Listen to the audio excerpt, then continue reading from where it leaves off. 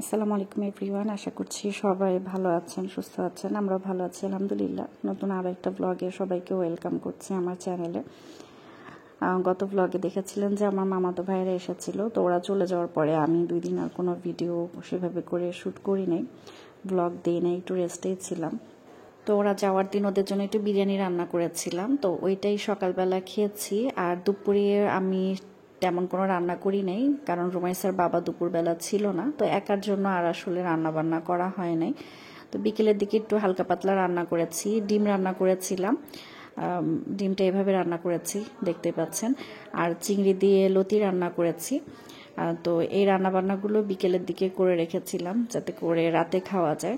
তো আসলে রাতেও রান্নাগুলো কাজে আসে নাই, খাওয়া হয় নাই আর কি। তো ঠিক আছে, ব্লগটা দেখতে থাকুন। বাইরের পরিবেশটা দেখেন কি সুন্দর, সূর্যটা এখন ডুবে যাবে। আর এই কৃষ্ণচূড়া গাছটা এত ভালো লাগে দেখতে, এখন অনেকগুলো ফুল ফুটেছে, আমার খুব পছন্দের ফুল। তো ঠিক আছে, চলুন রান্না করা যাক। এই যে কচুর লতিটা রান্না করা শেষ, দেখতে অনেক লোভনীয় হয়েছে। আমি এখনই ভাতটা চুলায় দিয়ে দিব, কারণ এখন সন্ধ্যা হয়ে আসছে। তো ওর বাবা যাতে অফিস থেকে এসে কিছুক্ষণ পরে একবারে ভাত খেতে পারে। আজকে আর কোনো নাস্তা পানি বানাবো না। বারান্দার কাপড়গুলো উঠাই নেই, সব কাপড় শুকাই গেছে।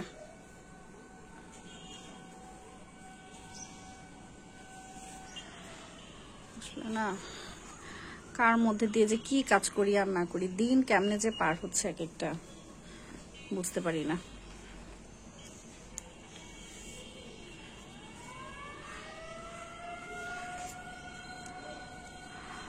আর ওদের বাবা একদম সময় পায় না, যেটুকু সময় পায় দেখা যায় যে শুক্র শনি ছাড়া এই 5 দিনে কোনো সুযোগ নাই। তো রুমাইসার বাবা অফিস থেকে আসার সময় সিঙ্গারা নিয়ে এসেছিল, হ্যাঁ আমার জন্য, তো সেটাই বসে বসে খাচ্ছিলাম। আমি রাতিয়ার জন্য একটু সাবু বসাইছিলাম এই পাতিলে, বসানোর পরে আমার আর মনে নাই, আমি যে কাজ করতে শুরু করছি। তো অন্যান্য কাজ শেষ করে তারপরে হঠাৎ করে দেখি পোড়া পোড়া গন্ধ। তখন মনে পড়ছে যে আমি না চুলায় সাবু দিছি, তো এটাকে উঠাইতে পারলাম না। অনেক কষ্ট করে এই যে স্ক্রাবার দিয়ে ঘষে দেখলাম, তো উঠে নাই পুরোপুরি। দেখা যাক আরেকটু চেষ্টা করব, চেষ্টা করলে সম্ভবত উঠে যাবে, আর একটু বেশি করে চেষ্টা করতে হবে।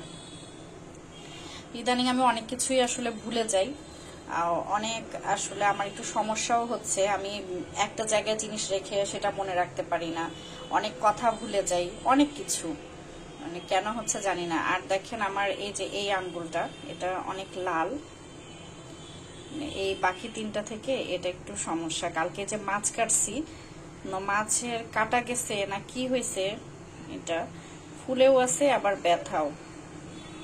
বাকিগুলোতে কিন্তু এই সমস্যা নাই, কিন্তু এই একটা আঙ্গুলে এখন সম্ভবত ছোট মাছের কাটা এর ভেতরে থাকতে পারে।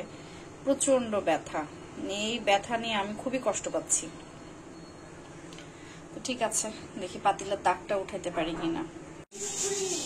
তো শখটা পূরণ হয়েছে, সুন্দর, কিন্তু আমার নেওয়ার ইচ্ছা ছিল না।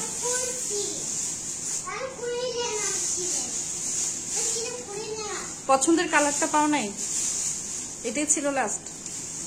কোথা থেকে নিলা? মোল্লা কোনটা? ওই যে দোকানে আমরা ঘড়ি কিনতে গেছিলাম ওইটাতে? আরেকটা আছে সেটা?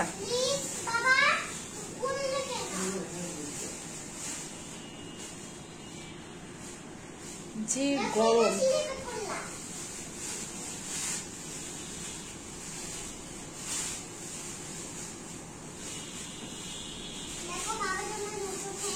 ছোটটা 2টা ফ্যান দিয়ে আরামে ঘুমাচ্ছে, কি আরাম।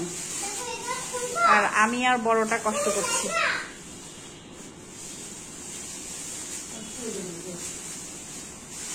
আচ্ছা ছিল, সমস্যা নাই, এগুলোর কাভার পাওয়া যায় অনলাইনে, বুঝছো? এই গোল টাইপের কাভার গুলো পাওয়া যায়। হ্যাঁ, কি কাজে? আপনাদের সাথে একটা কথা শেয়ার করি। রুমাইসার বাবা অফিস থেকে আসলো, আসার পরে বলল যে আমি একটু বাইরে যাব। তো ঠিক আছে, বাইরে যাও, কি আনতে যাবা? তো বললো যে আমার একটা জিনিস খাইতে ইচ্ছা করছে, সেটা আনতে যাব। এটা বলে সে গেছে তো গেছেই, তারপরে আসার সময় এটা নিয়ে আসলো, নিয়ে আসার পরে রাখছে। তো সাইজ এত বড় দেখে আমি আবার জিজ্ঞেস করছি কি জিনিস, বললো বেল। তো সে আবার বেল খুব পছন্দ করে, মাঝে মধ্যেই কিনে নিয়ে আসে।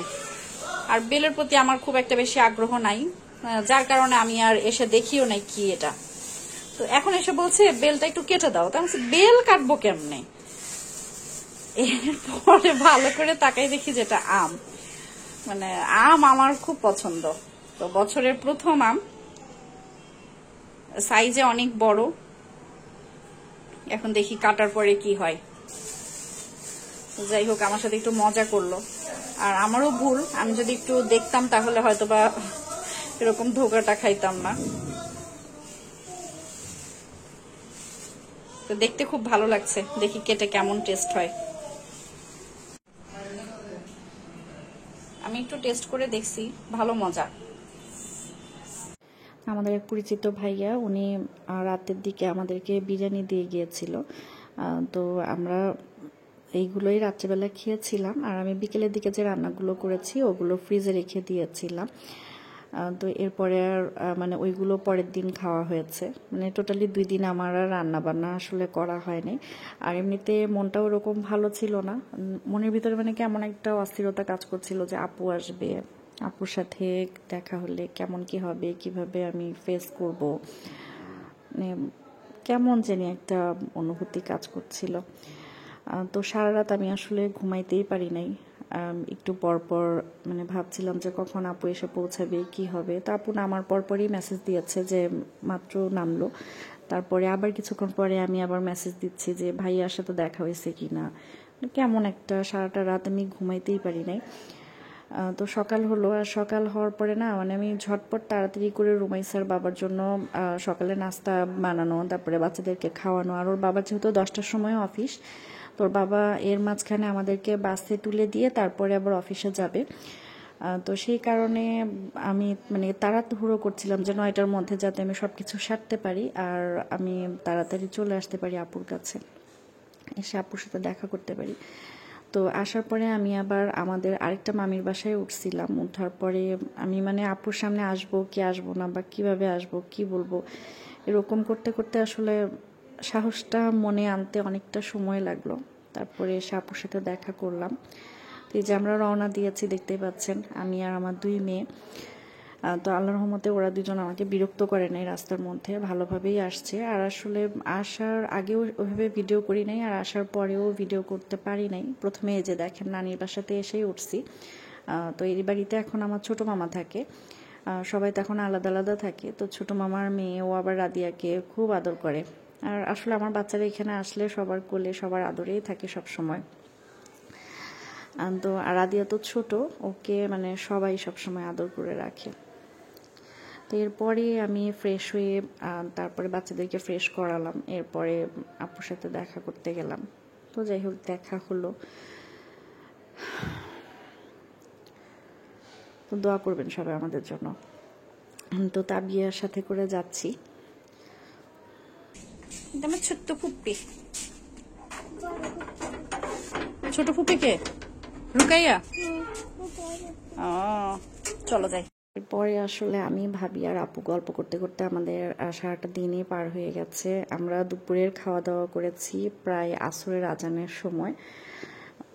মানে সারাদিন কেমনে যে দিন পার হলো, তা আমরা আর তেমন কোনো কিছু ভিডিও টিডিও করতে পারি নাই। তো যাই হোক, এরপরে ভাবি বলছিল চা বানাতে, আমি একটু চা বানাচ্ছিলাম, তো তখন একটু ভিডিও করেছি। আর ভিডিওটা আসলে পাখি করে দিয়েছে। তো এই ছিল আজকের ব্লগ। সবাই ভালো থাকবেন, সুস্থ থাকবেন। পরবর্তী ব্লগে আবারও কথা হবে। সে পর্যন্ত আল্লাহ হাফিজ।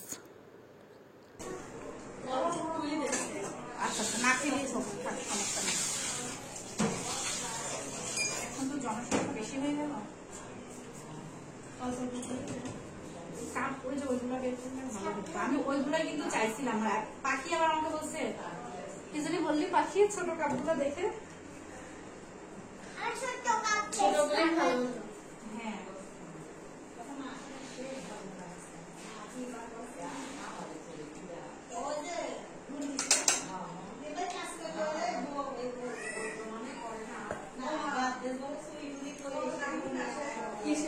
প্লিজ